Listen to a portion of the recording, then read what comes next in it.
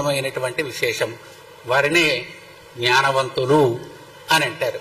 అందుకనే ప్రాతవు జ్యోత ప్రసంగేన, ప్రాతకాలంలో వాళ్ళంతా కూడా భారతాన్ని చదివేవాట. జ్యూతము అంటే ఇదేగా మనం నేర్చుకున్న పాఠం అంతా కూడా అదే. మధ్యాహ్నే శ్రీ విశేషత, మధ్యాహ్న కాలంలో రామాయణాన్ని పఠించేవారు. సీతాయాశ్చరితం మహత్.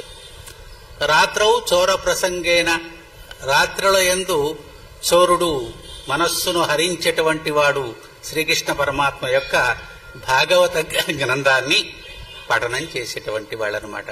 అంటే ముందుగా జీవితం, జీవన విధానం, జీవనంలో ఉన్నటువంటి వ్యక్తుల యొక్క వ్యక్తిత్వ వికాసాలు, పరిస్థితులు, ఆచరణ అనేటువంటివి తెలుసుకొని, మధ్యాహ్నంలో ఆ ఆచరణ వలన ఏ రకమైనటువంటి మార్గాన్ని పొందుతామో దాన్ని తెలుసుకొని, రాత్రుల యందు సారభూతమైనటువంటి జీవితం యొక్క ప్రధానమైనటువంటి గమ్యం ఏదైతే ఉన్నదో దాన్ని పొందేటువంటి ప్రయత్నాన్ని చేసేటువంటి పద్ధతిని మన పెద్దలందరూ కూడా ఆచరించారన్నమాట.